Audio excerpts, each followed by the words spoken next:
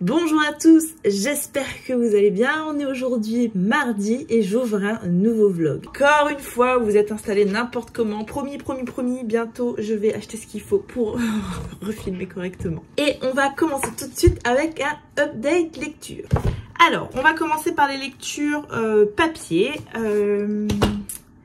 J'ai terminé ce week-end, non, hier soir, je vais pas vous dire de bêtises, un nouveau Cozy Mystery français de Karine Pitoki qui donc sort aux éditions Robert Laffont, Cozy Christmas Mystery, retour à Sainte-Marie-Île. Alors, dans ce Cozy Mystery là, on va suivre Joanne. Joanne, elle est scénariste, très célèbre, elle produit des séries à succès. Et elle vient d'apprendre qu'elle était cocue et ruinée. Donc elle décide de partir chez sa défunte tante Gladys, dans la maison de sa tante, dont elle a hérité avec son frère. Elle décide de partir là-haut pour essayer de fuir tout ça, parce qu'évidemment la presse à scandale s'est emparée de l'affaire. Donc elle décide de fuir, de partir, elle dit à personne où elle va et elle a donc mystérieusement disparu pour le commun des mortels. Évidemment par contre à Sainte-Marie-Île, son retour ne passe pas inaperçu puisqu'on a deux sœurs voisines de deux septuagénaires qui ont vu revenir Joanne, qui vont un petit peu aller la voir, savoir comment elle va, etc. Et elles vont lui envoyer le pasteur du village qui est en fait son meilleur ami d'enfance, Laurence ou Laurie, il sera particulièrement appelé comme ça ici, un petit peu pour essayer de lui remonter le moral. La jeune femme qui voulait s'isoler, ben, ça va pas être chose facile à faire puisqu'en plus de ces protagonistes-là, va arriver son neveu qui est ado et youtubeur. Également va venir se greffer dans l'eau une assistante, un chien, un chat, enfin bref un joyeux bordel de Noël. Manquerait plus à ça que des vieilles dames meurent mystérieusement et que des secrets du passé soient déterrés. Voilà un petit peu pour le pitch de ce roman là. Je vais pas passer par quatre chemins. J'ai adoré ma lecture, j'ai adoré un Cozy Mystery qui se passe à Noël, c'est absolument génial. J'ai adoré la plume de Karine Pitoki et je suis très épatée en fait qu'elle puisse passer d'un style à l'autre avec autant de facilité, parce que vraiment c'est pas son premier roman, elle a déjà prouvé son talent de conteuse, Karine Pitoki, mais là elle nous prouve qu'elle peut faire un autre genre et qu'elle peut parfaitement faire un autre genre. Il y a vraiment tous les éléments qu'on attend d'un Cozy Mystery qui sont réunis ici. Il y a les inspecteurs officiels qui sont complètement nazes. Il y a les inspecteurs officieux sur ces meurtres en fait. Donc évidemment Joanne, cette scénariste, Laurence, ce pasteur, et puis tout un tas d'autres gens qui viennent se greffer au fur et à mesure. Je vais pas rentrer dans les détails à ce niveau-là, qui eux évidemment sont fabuleux. Il y a des animaux domestiques, un chien, un chat. Il y a des meurtres un peu glauques et il va y avoir des secrets. Et je trouve même que le secret, l'intrigue, une fois qu'on sait les tenants et les aboutissants, il est un petit peu plus sombre quand même que ce que j'ai pu lire dans d'autres Cozy Mystery. Sombre sans être glauque. Je vais vraiment me faire une fiche de lecture pour ce roman-là, pour me rappeler de tous les personnages, de tout ce qu'ils ont fait ou pas fait dans ce tome-là. J'aimerais beaucoup me rappeler parfaitement de l'intrigue quand j'attaquerai le tome 2. Voilà, je crois qu'il va falloir attendre un an, ça va être long, mais j'ai déjà trop hâte en fait de retourner à Sainte-Marie-Île. Elle arrive à passer en dessous et au-dessus de la barrière. Pour la petite anecdote, je suis très embêtée avec mon chien dernièrement. Et bref, on a installé une barrière dans le couloir pour éviter qu'il aille se vautrer en permanence dans le canapé. C'est une des raisons, mais c'est pas seulement celle-là. Et mon mari s'est dit, c'est cool, comme ça le chat la nuit il pourra plus venir nous embêter dans le lit, nanani nanana. Je viens de voir que le chat passe aisément en dessous de la barrière. Donc c'est peine perdue. Chiara continuera à venir la nuit. Bref, un très grand bravo Karine Pitoki pour ce nouveau roman, pour ce nouveau style qui te va à merveille. Tu as bien fait de te lancer. Entre-temps, j'ai attaqué L'Engrange-Temps de Neil Pfeiffer. C'est un roman qui est paru chez Hachette Roman. Je change complètement de style et là je pars dans du fantasy fantastique. J'ai lu une centaine de pages et bon, écoutez, pour l'instant j'aime beaucoup l'univers, j'aime beaucoup toutes ces petites horloges qui sont vivantes, mais je vous en reparlerai plus tard. Maintenant, je vais vous parler livre audio. J'ai attaqué la semaine dernière Journal d'un vampire en pyjama de Mathias Malzieu. Ce roman-là, c'est son histoire, sa maladie qui, enfin voilà, c'est un jour son corps a complètement pété les plombs et ses propres anticorps se sont mis à l'attaquer lui. Et en fait, voilà, c'est le récit de cette histoire, c'est le récit de sa maladie. J'ai trouvé ce roman absolument incroyable, c'est son témoignage en fait, mais c'est d'une poésie, d'une douceur. Ce livre-là, c'est l'histoire de Mathias Malzieu, c'est l'histoire du chanteur de Dionysos que son film La mécanique du cœur va bientôt sortir au cinéma, ce film qu'il a créé avec Luc Besson, un rêve de gosse. Ce film va sortir au cinéma, il doit en assurer la promotion, sauf que tout à coup son corps se met à complètement péter les plombs et de rendez-vous en rendez-vous le diagnostic se fait et il a une maladie.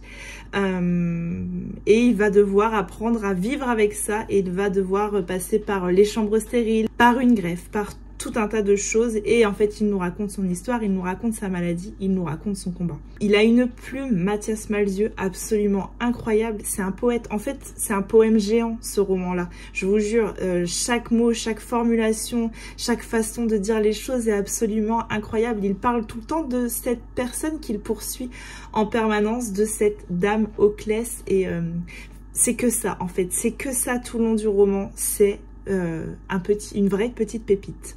Je vais vous lire la quatrième, c'est pour vous montrer un peu le style de ton utilisé dans ce roman. Ce livre est le vaisseau spatial que j'ai dû me confectionner pour survivre à ma propre guerre des étoiles. Panne sèche de moelle osseuse, bug biologique, risque de crash imminent.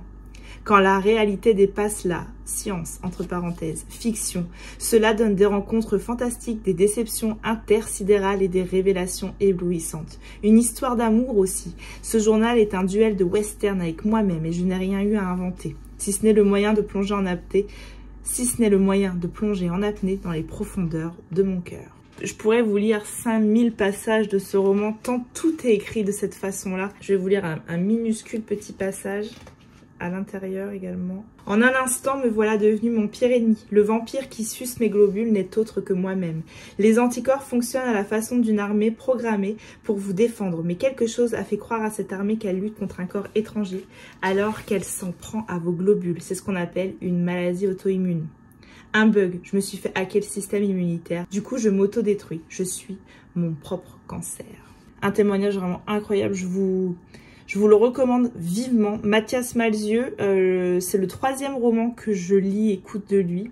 J'ai écouté Un guerrier de porcelaine, qui est l'histoire de son père, pareil, qui m'avait bouleversée.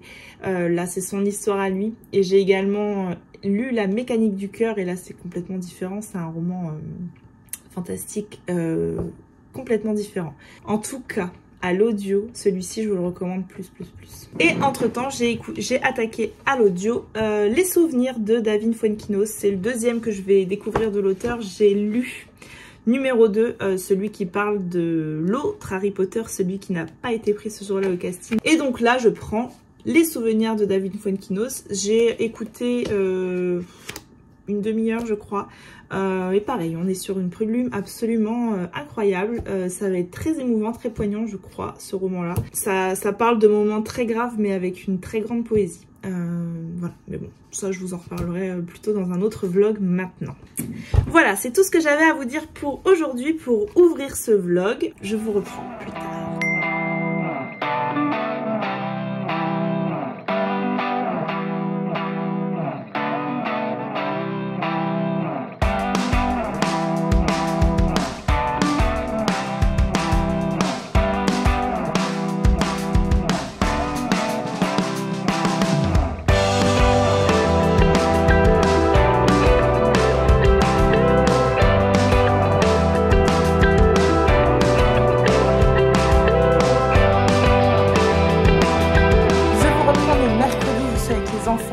Donc de les entendre en arrière-plan. J'ai terminé ce matin mon bonsaï que j'avais commencé la semaine dernière. écoutez, je trouve plus joli sur le carton qu'en vrai, mais bon, ça le fait, j'aime bien. Toujours l'impression que ce sera beaucoup plus gros avec Lego. Bon, je savais hein, la taille réelle de ce truc-là, mais c'est vrai que quand on voit le carton, on se dit que bon, c'est pas tout à fait la même chose. Pendant ce temps-là, Owen, il faisait ça. Il aime beaucoup faire ça. J'ai trouvé ça chez Action. C'est des petits autocollants comme ça. Des petits carrés qu'on colle un petit peu partout. Et puis Nono, lui, me faisait un puzzle.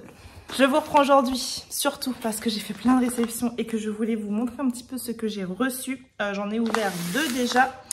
Alors, j'ai ouvert ceci, c'est un envoi surprise de la part des éditions Michel Lafon. Envoi surprise qui a pris l'eau avec toute la flotte qu'on a eue. Le bas du livre a un petit peu gondolé, on le voit ici notamment. Alors, je connais pas du tout, c'est donc Maintenant ou jamais de Delphine Giuliano Denizet. La méthode en 8 étapes pour transformer ta vie. As-tu déjà ressenti ce frémissement intérieur, cette envie brûlante de réaliser tes rêves et en même temps l'impression d'être coincé dans une routine qui ne te convient pas? Ce n'est pas une coïncidence. Si tu tiens aujourd'hui ce livre entre tes mains, c'est le signe que tu es prêt, que tu as le souhait de grandir, de te dépasser, de voir ta vie changer. Il y a peu, j'étais moi aussi coincée et pourtant, à force de travail et de détermination, j'ai transformé ma vie. Que tu désires exceller dans ta carrière, enrichir tes relations ou simplement trouver ton propre chemin, ce livre te propose une méthode en 8 étapes inspirée de ma propre expérience. Alors, prêt à embrasser ton destin, car si tu veux vivre pleinement, c'est maintenant ou jamais. Donc, un livre de développement personnel. 2 ans après avoir lancé sa chaîne YouTube en 2017, elle devient la youtubeuse francophone la plus suivie au Canada et la première à avoir atteint le 1 million d'abonnés. Son mantra, tout est possible. Eh bien écoutez, à découvrir, un grand merci aux éditions Michel Lafon pour l'envoi. Ensuite, j'ai reçu aussi de la part des éditions Animae, aussi un envoi surprise, Entrer dans l'ère du Verseau, manuel pratique pour révéler votre potentiel et devenir porteur de lumière de Maître Saint-Germain, canalisé par Éric Fourou, enfant de lumière. Si vous avez ce livre entre les mains, c'est que votre âme a entendu notre appel. Au niveau de la planète Terre, vous formez une communauté de plus en plus importante, les cercles de lumière. Nous avons besoin de vous en ces temps où commence l'ère du Verseau. 30 pratiques et exercices pour cheminer de l'ascension à l'éveil. Un très grand merci en tout cas aux éditions Animae pour l'envoi. Et j'ai donc reçu Britney Spears, La femme en moi. Enfin, je passais des heures à chanter en me promenant seule dans les forêts silencieuses derrière chez moi en Louisiane. Avant de rentrer, je suivais un sentier jusqu'à la maison de nos voisins. Je traversais une cour paysagée, longeais la piscine et tombais sur leur jardin de pierre. Des galets tout doux qui emmagasinaient la chaleur et vous la restituaient d'une façon irrésistible. Je m'y allongeais et les yeux tournés vers le ciel, savourant la tiédeur qui m'enveloppait, je songeais. Je peux tracer mon propre chemin dans la vie. Je peux réaliser mes rêves. C'est vrai que Britney Spears, c'est voilà... C'est l'icône un peu de mon adolescence, de mon enfance, que évidemment je suivais, évidemment j'écoutais, évidemment je chantais, évidemment je dansais sur Britney Spears. Et qu'aujourd'hui, tu as l'impression qu'elle a complètement pété les plombs. De temps en temps, je tombe sur des vidéos qu'elle fait sur son compte Instagram, mais c'est vrai que tu as l'impression qu'elle a complètement vrillé, quoi, la pauvre. Je pense qu'elle a eu une sacrée vie, Britney Spears, et en tout cas, je suis très très curieuse de lire ceci. Un très grand merci aux éditions Lattès pour l'envoi. Ensuite, ceci, je l'attendais avec grande impatience. Et j'ai donc reçu les moments doux de Virginie Grimaldi et de Vincent Henry et de Valeria Guffanti de la maison d'édition La Boîte à Bulles. Ils m'ont gentiment proposé de me l'envoyer, donc j'étais hyper contente de cette proposition.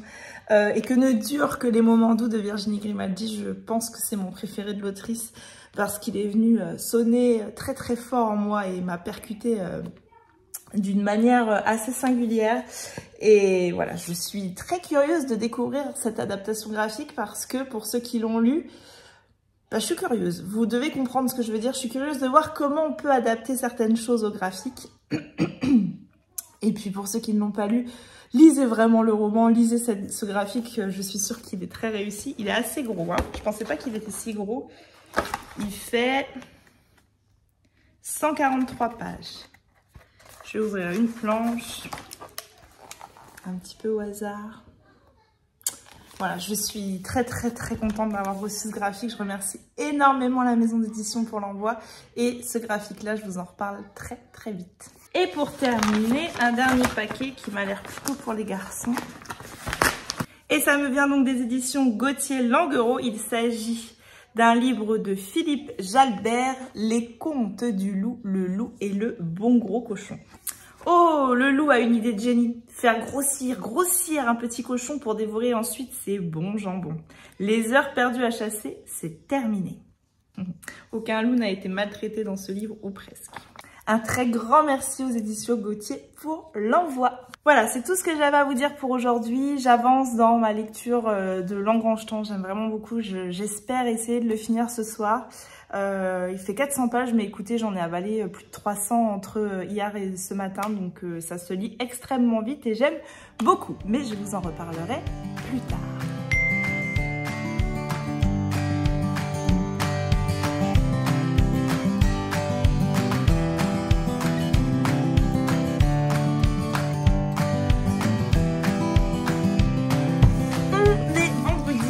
Et j'ai terminé avant-hier, mercredi, j'ai terminé L'Engrangetant, c'est donc le tome 1. Je sais pas combien il y aura de tomes prévus pour cette saga de Neil Pfeiffer, qui est donc un roman qui est paru aux éditions Hachette. Alors dans ce roman-là, on va suivre Sophie de la Pointe, qui est donc horlogère, mais elle n'est pas n'importe quelle horlogère. Elle est également une chronolangue, c'est-à-dire ces humains, ces êtres humains qui comprennent le langage des oranima, des horloges un peu magiques. Et ces horloges-là, ces oranima, ces horloges qui sont donc pourvues d'une âme, on les utilise notamment au palais. Et au palais, elles sont dispersées un petit peu partout pour en fait essayer d'écouter les complots qui pourraient se fomenter et pour éventuellement parer à une guerre qui pourrait se préparer. On est en Graën dans ce royaume, mais écoutez, tout se passe pour le mieux. Sophie, elle aime énormément aller réparer ses petites horloges, aller leur rendre visite, aller discuter avec elles, puisqu'elle fait partie du peu de personnes qui discutent avec ces horloges. Voilà, la seule petite chose qui est un petit peu triste dans la vie de Sophie, c'est que quelques mois auparavant, elle a perdu son père. Son père qui était lui aussi chronolangue, qui lui aussi était horloger, il tenait ça également de ses parents, etc. Voilà, c'est une transmission familiale en fait, ce pouvoir-là. Et en fait, tout se passe, comme je dis, dans l'ensemble plutôt pour le mieux, jusqu'au jour où Dimitri, le frère du roi, donc le roi, on est peut-être sur quelqu'un qui a environ une cinquantaine d'années, je dirais, vient lui proposer quelque chose. C'est-à-dire qu'il a en sa possession un engrangetant. Et l'engrangetant, il a le pouvoir de faire voyager dans le temps. Et donc en fait cet engrangetant semble complètement foutu, mais avec ses pouvoirs à elle et tout ce que lui a transmis son père, elle devrait réussir à voyager dans le temps avec cet engrangetant, emmener Dimitri avec elle. Alors au début elle hésite parce qu'en fait c'est pas bien du tout de se servir de ce genre de pouvoir, de se servir d'un engrangetant, c'est interdit. Mais voilà, elle a perdu son père un petit peu avant et elle se dit que peut-être si elle remontait un an en arrière, eh bien elle pourrait revoir une dernière fois son père, donc elle accepte. Sauf qu'évidemment, ça ne va pas du tout se passer comme prévu, que les intentions de Dimitri sont plutôt mauvaises et que Sophie se met dans de beaux draps.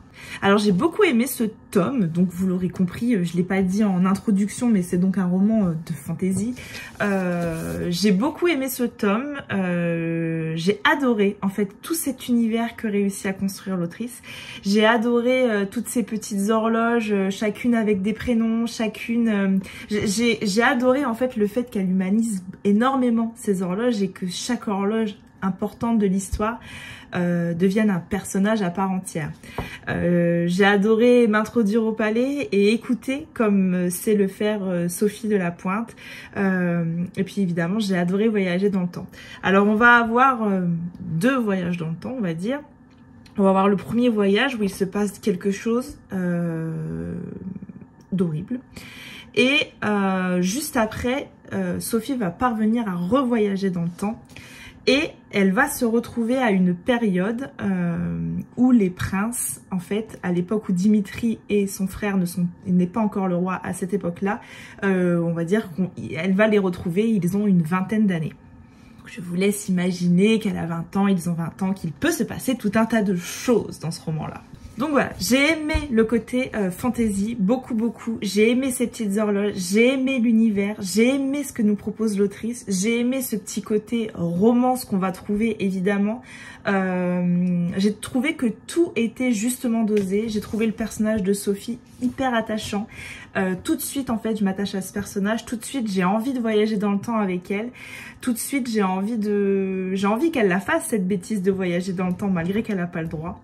Et je m'attache beaucoup à l'univers. Et puis je trouve aussi que y a toute une complexité au niveau de ces voyages dans le temps, voilà, que c'est pas un simple voyage dans le temps qu'on vient, qu'on va, qu'on fait comme on veut, etc. Évidemment, il y a tout un tas de conditions pour parvenir à voyager dans le temps, tout un tas de choses à avoir, à faire, etc. Et je trouve qu'elle apporte une complexité, une autre dimension, l'autrice. Et puis il y a cette notion de temps.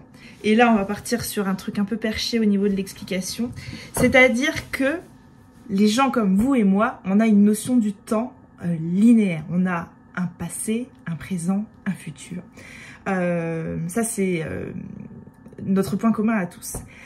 Il y a d'autres personnes qui pensent que le temps n'est pas linéaire. Ça, c'est chacun sa perspective, chacun sa façon de voir les choses. Et ici, c'est abordé de cette manière-là.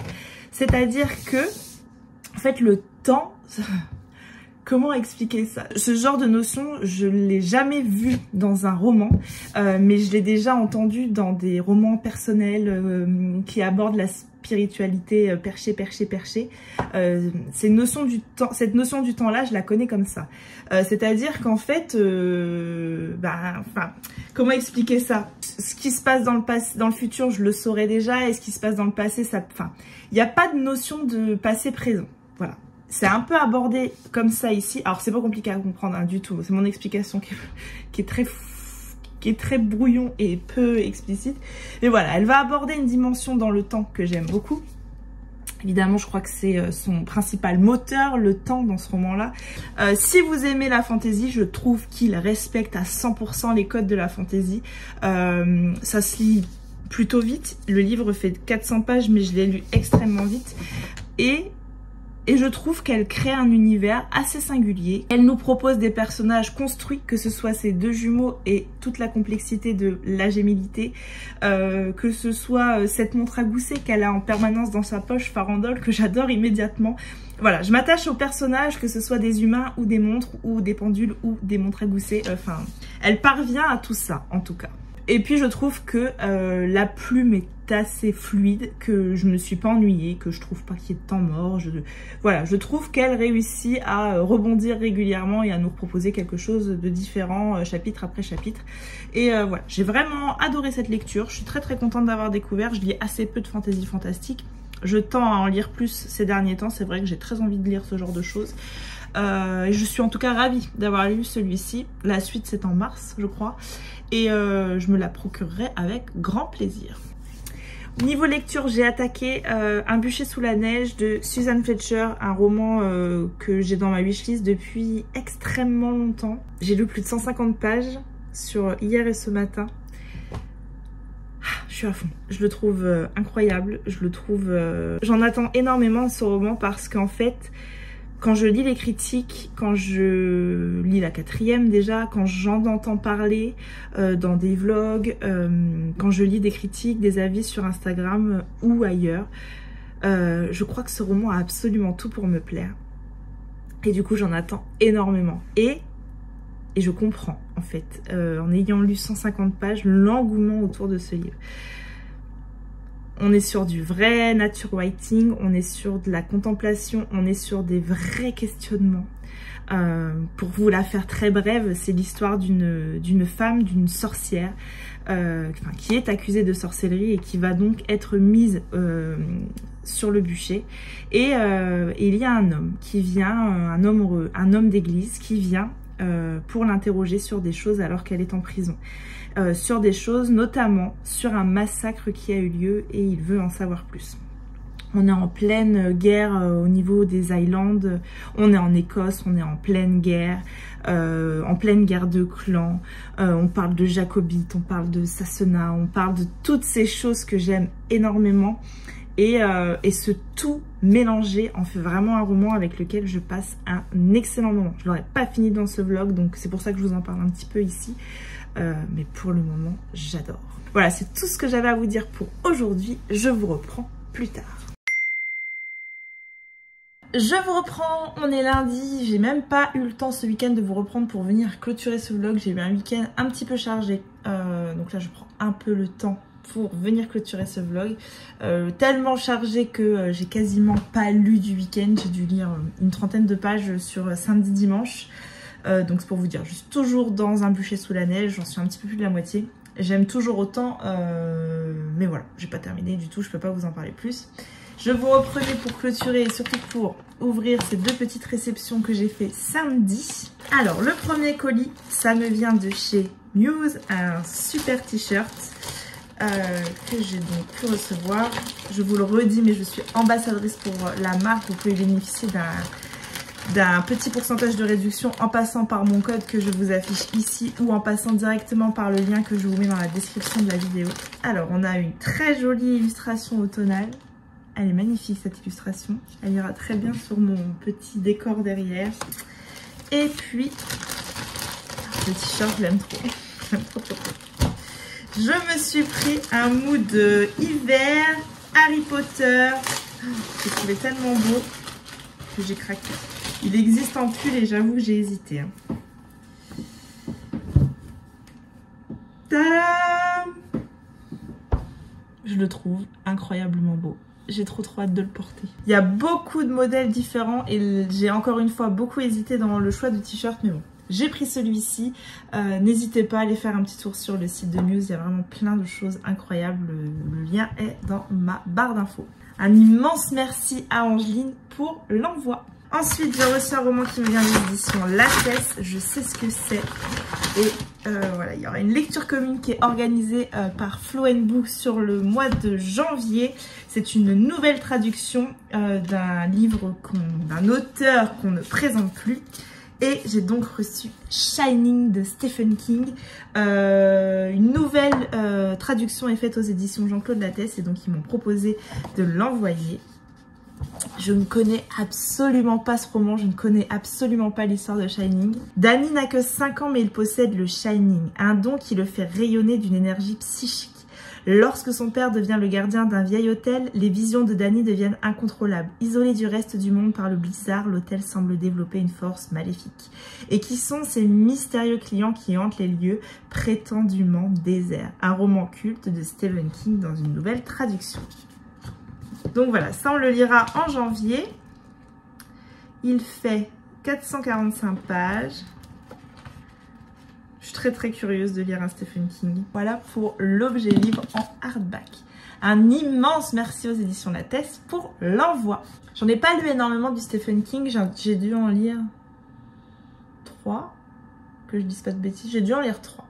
Mais ouais, c'est vrai que Shining, ça, enfin c'est des... Je sais pas pourquoi, mais c'est des romans qui me font peur. Et c'est tout. Je vais me lancer, je suis très curieuse de lire ça, j'ai très hâte de le lire en janvier. Voilà, c'est tout ce que j'avais à vous dire pour ce vlog. Je pense très sincèrement qu'il n'y aura pas de vlog la semaine prochaine parce que cette semaine, je vais lire une épreuve non corrigée dont je peux pas spécialement vous parler, donc je vois pas trop l'intérêt de vlogger cette semaine. Mais je vous reprendrai très vite pour un prochain vlog. En attendant, je vous remercie d'avance si vous prenez le temps, comme d'habitude, de liker, de commenter. En fait, je le dis à chaque fois, mais c'est extrêmement important pour moi parce que ça me permet de me dire que vous avez passé un bon moment avec moi. Ça fait du bien, en fait, les petits commentaires, les choses comme ça. Et je remercie ceux qui prennent le temps régulièrement de le faire. Voilà, je vous fais des bisous. Je vous dis à très vite dans un nouveau vlog. À bientôt. Bye!